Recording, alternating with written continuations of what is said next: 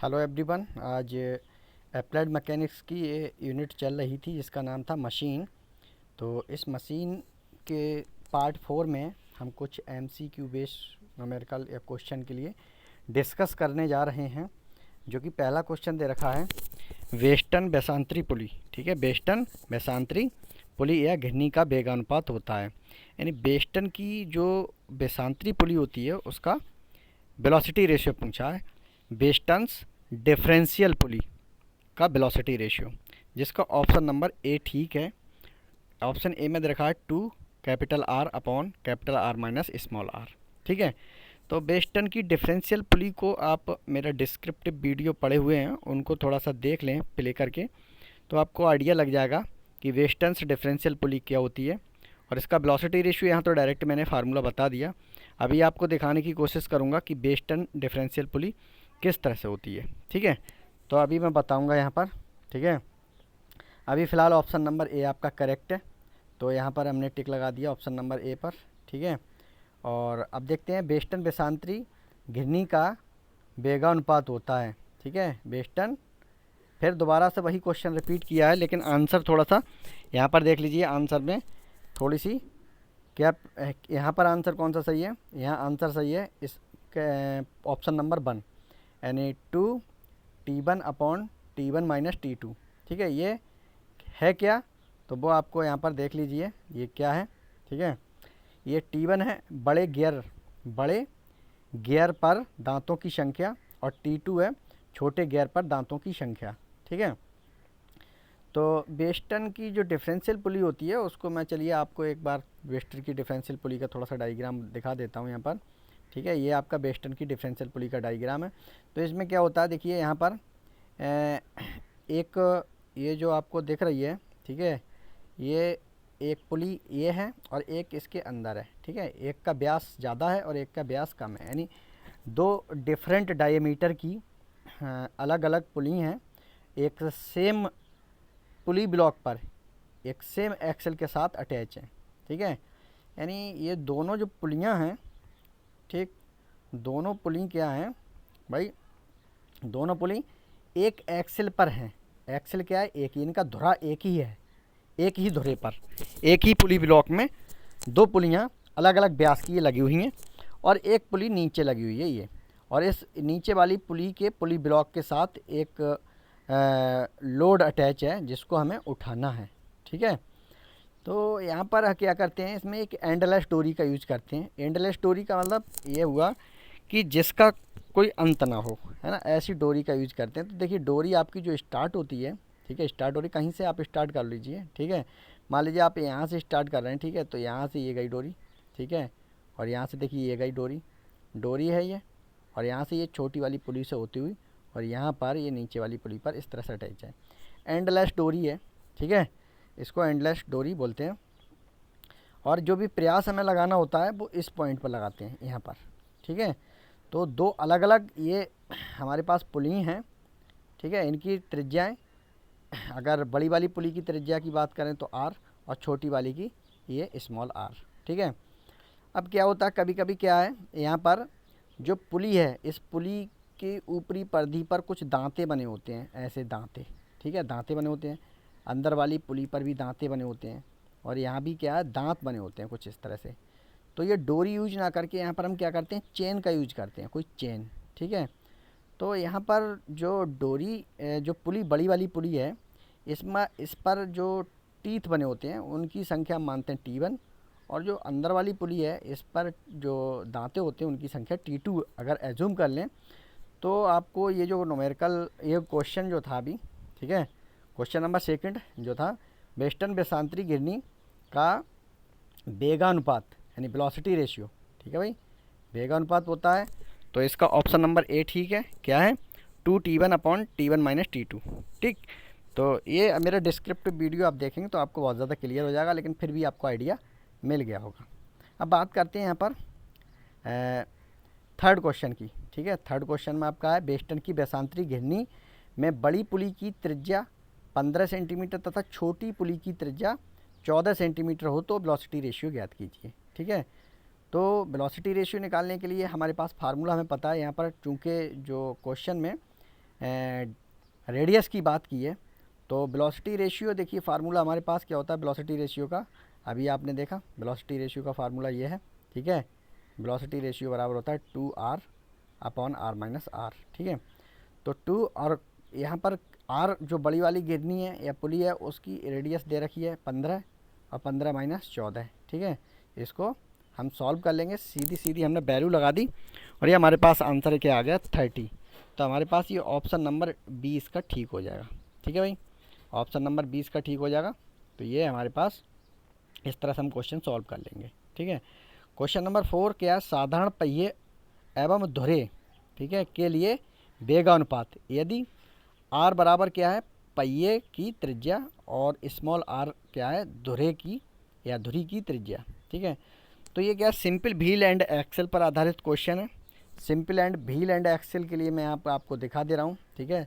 Simple wheel and Excel जो है आपका वो ये है, इसमें क्या होता है एक बड़ा पहिया होता है, ठीक है, जो आपको दिखाई दे रहा है, ये आपका बड़ा वाला जो पहिया है ना, और ये जो आपको दिखाई दे रहा है वो आपको ये क्या है धुरी, ठीक है, ये आपकी क्या है धुरी। तो बड़े वाले पहिए और ये धुरी है। तो यहाँ पर क्या है जिस लोड को उठाना होता है उस लोड को ये जो धुरे है, ठीक है, धुरी एक्सेल, इस धुरी पर क्या है डोरी को लपेटते हैं, ठीक है, इस तरह से, और यहाँ पर लोड को लगा देते हैं और पहिए पर डोरी लगाते हैं, उस पर क्या है प्रयास लगाते हैं। तो इसमें होता क्या है पहिए पर जो डोरी है वो इस तरह से लपेटते हैं कि वो जो डोरी है वो एक्सेल पर या धुरी पर जो डोरी लपटे उसकी उल्टे उसके फेरे होने चाहिए, ठीक है। अगर ये मेरे पास क्या है क्लॉकवाइज है, ठीक है, तो ये एंटी क्लॉकवाइज, ताकि मैं इसको अगर खींचूँ नीचे की ओर, ठीक है, अगर नीचे की ओर खींचूँ तो ये क्या होता है इस पर लपेटना स्टार्ट हो जाएगी, इस पर लपेटना स्टार्ट हो जाएगी, तो बेट ऊपर की ओर उठने लगता है। बेट क्या होता है ऊपर की ओर उठने लगता है। जब पहिए पर प्रयास, पहिए की डोरी पर प्रयास लगाते हैं नीचे की ओर, तो क्या होता है ये जो डोरी एक्सेल पर लगी हुई है ये इस पर लपेटने लगती है, लपेट जाती है और इस तरह से भार क्या ऊपर की ओर उठने लगता है, ठीक है। तो भार ऊपर उठ जाता है। अब यहाँ पर हमने जो माना है ये है हमारे पास पहिया, ठीक है, व्हील जो है इसका डायमीटर कैपिटल डी और इसकी रेडियस ये, ठीक है, कैपिटल आर, और जो एक्सेल है या धुरी है इसका डायमीटर डी और इसकी रेडियस आर। तो इस तरह से यहाँ पर जो प्रयास द्वारा चलेगी दूरी और ये भार द्वारा चलेगी दूरी, ठीक है, अगर एक चक्कर में हम बात करें तो हमारे पास वेलोसिटी रेशियो का फार्मूला हमें मिल जाएगा, जो कि क्वेश्चन में इसमें पूछा गया है। तो क्वेश्चन में आप देख लीजिए, ठीक है, क्वेश्चन में आपको जो पूछा गया है वो ये है, साधारण पहिए एवं धुरी के लिए वेगानुपात यदि आर बराबर, ठीक है, आर आपको दे रखा है ये और स्मॉल आर ये दे रखी है। तो यहाँ पर वेलोसिटी रेशियो क्या होता है प्रयास द्वारा चलेगी दूरी, तो प्रयास क्या है बड़े वाले व्हील पे हम लगा रहे हैं, ठीक है, तो उसकी रेडियस क्या है आर है, ठीक है, और स्मॉल जो रेडियस है वो किसकी है एक्सेल की। तो होगा क्या वेलोसिटी रेशियो जो होता है वो प्रयास द्वारा चलेगी दूरी, एक चक्कर में प्रयास द्वारा चलेगी दूरी 2 पाई आर होगी, ठीक है, अपॉन यहाँ पर 2 पाई आर यानी रस्सी द्वारा, यानी रस्सी या फिर हम कह सकते हैं भार द्वारा ऊपर की ओर चलेगी दूरी। तो वेलोसिटी रेशियो जाएगा 2 पाई से 2 पाई कैंसिल हो जाएगा, capital R upon small r, ये हमारे पास ऑप्शन नंबर ए ठीक हो जाएगा। एक पहिए तथा धुरे के अर्धव्यास, ठीक है, क्रमशः 30 सेंटीमीटर तथा 10 सेंटीमीटर है। घर्षण शून्य मानते हुए यांत्रिक लाभ ज्ञात कीजिए, ठीक है। तो यहाँ पर दो रेडियस दे रखी हैं भाई, ठीक है, एक तो बड़े वाले पहिए की रेडियस दे रखी है, ठीक है, पहिए की रेडियस दे रखी है और धुरी की रेडियस 10 दे रखी है। पहिए की रेडियस कितनी है 30 सेंटीमीटर और धुरे की रेडियस 10 सेंटीमीटर। तो यांत्रिक लाभ हमको मैकेनिकल एडवांटेज इसका निकालना है। तो यहाँ पर देखिए फ्रैक्शन को क्या माना है इन्होंने, फ्रैक्शन को भाई क्या मान लिया इन्होंने शून्य माना कि फ्रैक्शन अगर शून्य है, अगर फ्रैक्शन लेस कोई चीज़ है, देखो हम वहाँ पर हमारे पास जो है मशीन आइडियल मशीन कहलाती है, तो उस कंडीशन में जो वेलोसिटी रेशियो होता है वो मैकेनिकल एडवांटेज के बराबर हो जाता है, ठीक है, जो हमारे वेलोसिटी रेशियो है वो मैकेनिकल एडवांटेज बन जाता है। तो बी आर बराबर capital R upon small r, ये हमारे पास फार्मूला हो गया। यदि घर्षण गुणांक शून्य हो तो उसकी एफिशिएंसी कितनी हो जाएगी, मशीन की एफिशिएंसी 100% हो जाएगी, मतलब जितना हम उस पर इनपुट दे रहे हैं उतना ही हमको आउटपुट मिलेगा, क्योंकि फ्रैक्शन लेस मशीन है, ये आइडियल कंडीशन हो गई, यानी आइडियल मशीन की तरह काम करेगा। अब ये जो मशीन है, ठीक है। तो मैकेनिकल एडवांटेज वेलोसिटी रेशियो के बराबर हो जाएगा।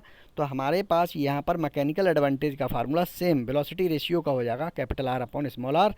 तो कैपिटल आर की वैल्यू 30 दे रखी है और स्मॉल आर की वैल्यू 10 दे रखी है। हम डिवाइड कर लेंगे तो हमारे पास यहाँ 3 मिल जाएगा। तो इस तरह से हमारे पास जो ऑप्शन नंबर बी है वो इसका राइट हो जाएगा, ठीक है भाई। तो ऑप्शन नंबर बी हमारे पास क्या हो गया भाई, राइट हो गया। अब आगे क्वेश्चन 6 की बात कर लेते हैं। वैशांतरी पहिया तथा धुरा का वेगानुपात ये दे रखा है। यदि आर बड़े पहिए की त्रिज्या और स्मॉल आर, ठीक है, स्मॉल आर यहाँ पर है बड़े धुरे की त्रिज्या। स्मॉल आर क्या है, बड़े धुरे की त्रिज्या, और small r two, small r one बड़े धुरे की त्रिज्या और स्मॉल आर टू छोटे धुरे की त्रिज्या। अब यहाँ पर क्या है, वैशांतरी पहिया तथा धुरा। तो अभी हमने पढ़ा था सिंपल व्हील एंड एक्सेल, ये पढ़ रहे हैं। अब हम ये न्यूमेरिकल है वो डिफरेंशियल व्हील एंड एक्सेल का है। तो डिफरेंशियल व्हील एंड एक्सेल का मैं अभी आपको डायग्राम दिखा देता हूँ, ठीक है। डिफरेंशियल व्हील एंड एक्सेल जो है वो हमारे पास कुछ इस तरह से होता है, ठीक है। डिफरेंशियल व्हील एंड एक्सेल में एक बड़ा व्हील होता है और जो धुरा होता है उस धुरा दो अलग अलग व्यास का, ये अलग अलग रेडियस का धुरा होता है, ठीक है। तो डिफरेंशियल चूंकि यहाँ पर लगा हुआ वर्ड, तो डिफरेंशियल पुली हम पढ़ चुके थे, बिल्कुल वैसे ही यहाँ पर देखेंगे। ये हमारे पास क्या है, ये एक व्हील है जिसकी रेडियस कैपिटल आर, ठीक है। और यहाँ पर जो धुरा है वो धुरा जो है, ये वाला जो धुरा है, ठीक है, इस धुरे की जो रेडियस है वो R1 है और जो पतला वाला धुरा आपको दिखाई दे रहा है इसकी रेडियस R2 है। तो यहाँ पर R1 जो है, R1 बड़ा होगा R2 से, ठीक है, समझ रहे हैं आप। तो यहाँ पर क्या है, ये जो घिरनी लगी हुई है नीचे ये, ठीक है, वो घिरनी क्या है, एक डोरी यहाँ से आई हुई है और एक डोरी इधर के लिए गई है, ठीक है, ये डोरी है। तो आप देख रहे हैं, तो यहाँ पर ये डोरियाँ हैं, इनमें इस तरह से अरेंजमेंट होता है, इस तरह से व्यवस्था होती है कि जो व्हील होता है उस पर जो डोरी लपटी हुई है उस पर हम प्रयास अगर नीचे की ओर लगाएं, ठीक है, नीचे की ओर लगाएं, तो क्या करता है, ये बड़ा वाला धुरा जो होता है, ये जो मोटा वाला धुरा जिसकी रेडियस R1 है, ये डोरी को ऊपर की ओर चढ़ाता है। और जो R2 वाला धुरा है, ये पतला वाला, ये डोरी को नीचे डाउन करता है और ये ऊपर की ओर उठाता है। लेकिन R1 बड़े होने के कारण ये जो लोड है वो कुछ ऊपर की ओर खिसक सकता है, ठीक है। जब प्रयास P लगाते हैं तो होता क्या है, चूँकि यहाँ पर ये मेरी डिस्क्रिप्टिव वीडियो में आप जाके देखें तो वहाँ आपको बहुत डिटेल में मैंने पढ़ाया है। यहाँ चूँकि वीडियो के साथ बहुत बड़ा हो जाएगा, ये मैं चूँकि MCQ बेस करा रहा हूँ तो इसलिए इनको यहाँ पर अभी मैं सॉल्व नहीं करा रहा हूँ, बस सिंपली आपको बस न्यूमेरिकल ही बता दे रहा हूँ, ठीक है। तो यहाँ पर देखिए न्यूमेरिकल हमारे पास जो है, न्यूमेरिकल नंबर अभी कौन सा था हमारे पास, इसे देख लेते हैं, ये वाला, ठीक है। तो यहाँ पर थोड़ी सी मिस्टेक, ये जो R1 है, ये मैंने लिखा है R1, थोड़ी सी कटिंग हो रही है। R1 ये है बड़े, ठीक है, धुरे की त्रिज्या, और R2 क्या है, छोटे धुरे की त्रिज्या, है ना, ये दिया हुआ है। तो यहाँ पर जो वेलोसिटी रेशियो होगा उसका फार्मूला ये राइट है, 2R upon R1 minus R2, ठीक है। आगे देखते हैं क्वेश्चन नंबर 7। किसी वैशांतरी पहिए और धुरी में, ठीक है भाई, है डिफरेंशियल व्हील एंड एक्सेल, ठीक है भाई, डिफरेंशियल व्हील एंड एक्सेल ये दे रखा है। यानी किसी वैशांतरी पहिए और धुरी में धुरियों के व्यास 8 सेंटीमीटर व 9 सेंटीमीटर तथा पहिए का व्यास 40 सेंटीमीटर है, तो वेलोसिटी रेशियो ज्ञात कीजिए। तो अभी मैंने इस पर अभी वेलोसिटी रेशियो का फार्मूला बताया था भाई, हमें यूज़ करना है, ठीक है। डिफरेंशियल व्हील एंड एक्सेल के लिए वेलोसिटी रेशियो का फार्मूला ये होता है, ठीक है। तो पहिए का जो रेडियस है वो 20 दे रखी है तो 20 लगा दी, और जो बड़े वाला धुरा है उसकी जो रेडियस है वो कितनी दे रखी है, रेडियस निकाल लिया, व्यास दे रखा है, ठीक है भाई। यहाँ पर क्या दे रखा है, व्यास दे रखा है। तो यहाँ पर हमारे पास जो पहिया है उसका व्यास कितना दे रखा है, 40, तो रेडियस कितनी हो जाएगी, 20, ठीक है। और जो छोटा वाला धुरा है उसकी जो है, यहाँ पर हम मैजूम कर लेंगे, छोटा वाला धुरा है उसकी जो व्यास है वो 8 सेंटीमीटर, तो इसकी रेडियस 4 हो जाएगी। और जो बड़ा वाला धुरा है, ठीक है, उसकी जो रेडियस है वो आपको यहाँ दे रखी है, ठीक है, उसकी रेडियस 9 है, तो उसका व्यास 9 है, तो उसकी रेडियस कितनी हो जाएगी, उसकी रेडियस आपको 4.5 हो जाएगी, ठीक है। तो यहाँ फार्मूले में हम सिंपली यूज करेंगे इसको, ये वाला फार्मूले में वैल्यू लगा देंगे, आपको आंसर मिल जाएगा 80, ठीक है। ये ऑप्शन नंबर सी ठीक है। तो बात करेंगे क्वेश्चन नंबर 9 की। चूँकि वीडियो का साइज बड़ा होता जा रहा है इसलिए ज़्यादा बहुत ज़्यादा डिटेल में हम नहीं बताएंगे। क्वेश्चन नंबर 8 है, एक बर्म तथा बर्म पहिए का वेगानुपात जहाँ टी बराबर बर्म पहिए पर दांतों की संख्या, आर बराबर लोड ड्रम की त्रिज्या और कैपिटल आर हत्थे की त्रिज्या है। तो यहाँ पर वेलोसिटी रेशियो पूछा है, तो ऑप्शन नंबर डी करेक्ट है। मैं अभी आपको बर्म, ठीक है, तो बर्म एंड बर्म व्हील को दिखा दूंगा, ठीक है। तो यहाँ पर अभी आप ऑप्शन नंबर डी क्लियर करेंगे, 2T/R, ठीक है। 9 क्वेश्चन नंबर, किसी दोहरी चूड़ी बर्म तथा बर्म पहिए का वेगानुपात होगा। तो यहाँ पर ये डबल चूड़ी वाला पहिया है उसकी बात की गई है, ठीक है। तो ये जो है इसका आंसर हो जाएगा 2R/2T, ठीक है। ये ऑप्शन नंबर ए ठीक है, RT/2R, ठीक है। ये आपका आंसर हो जाएगा। आगे देखिए क्वेश्चन नंबर 10, ये साधारण स्क्रू जैक का वेगानुपात होगा। तो यहाँ पर P पेच का पिच और L लीवर की लंबाई दी हुई है, तो इसको ऑप्शन नंबर ए ठीक होगा, 2πL/P, यानी 2πL/P। P क्या होता है, यहाँ पर पिच होती है, L होते हैं हत्थे की लंबाई, ठीक है, हत्थे की लंबाई या फिर रेडियस, यहाँ कैपिटल R भी यूज करते हैं, ठीक है। मैं भी आपको दिखा दूंगा ये सभी डायग्राम। क्वेश्चन नंबर 11, बेसांतरी स्क्रू जैक, इसको हंटर भी बोलते हैं, इसका वेगानुपात होगा, ठीक है। तो बेसांतरी का जो स्क्रू जैक होता है उसका वेलोसिटी रेशियो क्या होता है, 2πL/PA-PB। PA-PB यानी पिच होता है, ये भी पिच होता है। यहाँ पर क्या है, दो स्क्रू होते हैं, अभी मैं आपको दिखाऊंगा, अभी आप केवल क्वेश्चन को ही रीड कर लें, ठीक है। क्वेश्चन नंबर 12, रैक तथा पिनियन, ठीक है, का वेगानुपात होगा। तो रैक तथा पिनियन का वेगानुपात, आर यहाँ पर दे रखा हत्थे की लंबाई, टी पिनियन पर दांतों की संख्या, और टी क्या है, पिनियन पर दांतों की संख्या, और पी रैक पर दांतों की पिच। तो यहाँ पर जो हमारे पास आंसर होगा वो ए राइट होगा, ए करेक्ट आंसर है। तो रैक एंड पिनियन के लिए आप मेरा वीडियो देखेंगे, डिस्क्रिप्टिव वीडियो प्लेलिस्ट में जाके, वहाँ आपको सभी मिल जाएंगे। MCQ बेस्ड क्वेश्चन इतने आसान नहीं हैं जो आप लोग सॉल्व कर पाएँ। पहले आपको थ्योरी तो पढ़नी ही पड़ेगी, एटलीस्ट हल्की चाहे पढ़ें लेकिन पढ़नी पड़ेगी। क्वेश्चन नंबर 13 है, एकल परचेज क्रैब के लिए वेगानुपात, ठीक है। अब इसका नाम भी आप इस मशीन का नहीं पढ़ा होगा, कभी देखी नहीं होगी कोई भी मशीन, ना इसका नाम सुना होगा, तो आपको बहुत मुश्किल होगा कि इसका आप सॉल्व कर पाएँ। तो इसका आंसर नंबर ए ठीक है, T2/T1 ब्रैकेट में L/R, ठीक है। आगे बढ़ते हैं क्वेश्चन नंबर 14 की ओर। 14 है, दोहरा परचेज क्रैब के लिए वेगानुपात। तो यहाँ पर ये ऑप्शन नंबर ए ठीक है, ऑप्शन नंबर ए में दे रखा है T4/T2/T3/T1 और ब्रैकेट में L/R, ठीक है। तो ये क्या है, डबल परचेज क्रैब के लिए वेलोसिटी रेशियो। तो यहाँ पर इस तरह से हमने ये MCQ बेस्ड क्वेश्चन थे वो कवर किए हैं, ठीक है, 14 क्वेश्चन। तो यहाँ पर एक एक करके आप मशीन को देख लें, ठीक है। मशीन मैंने अभी आपको ये बेसांतरी डिफरेंशियल पुली बता दी, सिंपल व्हील एंड एक्सेल, और ये हमारे पास है डिफरेंशियल व्हील एंड एक्सेल, और ये हमारे पास जो है ये है बर्म एंड, ठीक है, बर्म तथा बर्म पहिया। तो ये बर्म जो होता है वो ये है हमारे पास यहाँ पर, देखिए ये हमारे पास क्या कहलाता है, बर्म, जिस पर दांते बने होते हैं, ये वाला बर्म कहलाता है। और ये बर्म पहिया, ठीक है।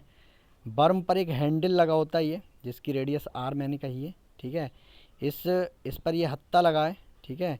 बर्म पर एक हत्थे की व्यवस्था होती है, ये यहाँ पर प्रयास लगा के इसको घुमाते हैं तो बर्म घूमता है, और बर्म के साथ ही ये अटैच होता है पहिया जिस पर दांते बने होते हैं, और ये दांते इस बर्म के दांते के साथ फिक्स होने के बाद जब हम इसको घुमाते हैं तो बर्म के साथ साथ ये जो बर्म पहिया है वो भी घूमता है, और बर्म पहिए पर हम क्या करते हैं, बर्म पहिए के साथ यहाँ पर एक और ड्रम अटैच होता है जिसके ऊपर क्या है, एक रस्सी बंधी होती है, और उस पर हम क्या करते हैं, एक लोड को लगाते हैं, और ये लोड जब इस पर प्रयास लगाकर बर्म को घुमाते हैं तो लोड ऊपर की ओर उठने लगता है। तो आपको इसको, ये आप डिटेल में जाके वीडियो को देख लें, अभी मैंने शॉर्टकट में आपको बता दिया है। यहाँ पर देखिए इस मशीन के लिए, ठीक है, ये हमारे पास है स्क्रू जैक, ठीक है। स्क्रू जैक का उपयोग जो हम किसी लोड को उठाने के लिए करते हैं। जैसे आपने मोस्टली अक्सर देखा होगा, कोई गाड़ी अगर फोर व्हीलर ख़राब हो जाती है, ठीक है, कोई गाड़ी मोटर कार ख़राब हो जाती है तो उसको, उसका पहिया बदलने के लिए हम इसका यूज करते हैं, ठीक है, स्क्रू जैक का। तो स्क्रू जैक में यहाँ पर क्या है, ये ऊपर जो टॉप पर यहाँ पर किसी लोड को रखते हैं जिसको उठाना होता है, और यहाँ पर क्या एक हैंडल लगा होता है, ये जिसकी लंबाई एल या फिर आर से भी हम कभी कभी डिनोट करते हैं। इसमें क्या होता है, ये जो है ये इस तरह से चूड़ियाँ बनी होती हैं, ठीक है, और इसको जब हत्थे पर हम प्रयास लगाते हैं, ठीक है, इसको घुमाते हैं तो ये चूड़ी यहाँ से इसके अंदर से ढिबरी ढिबरी जो है यहाँ से निकल करके और ये ऊपर को उठने लगता है। इस तरह से हमारे पास लोड ऊपर की ओर उठ जाता है। पिच हमारे पास क्या है, चूड़ी अंतराल को हम पिच बोलते हैं। इसको हमारी डिटेल वीडियो में आप देखें तो वहाँ आपको समझ में आ जाएगा कि पिच किसे बोलते हैं, ठीक है। तो यहाँ देखिए इसको बोलते हैं कि हंटर, हंटर या फिर इसको डिफरेंशियल स्क्रू जैक, ठीक है। यहाँ पर ये इस तरह की आपको डिफरेंशियल स्क्रू जैक होता है, ठीक है। इसमें यहाँ पर एक लीवर होता है, ये वाला, ठीक है। इस लीवर को हम घुमाते हैं और यहाँ पर लोड को रखते हैं, ठीक है। तो इस तरह से आपको बस डायग्राम आप लोग देख लें कि इस तरह से होता है। और यहाँ पर देखिए ये रैक एंड पिनियन है, ठीक है, ये भी एक मशीन है।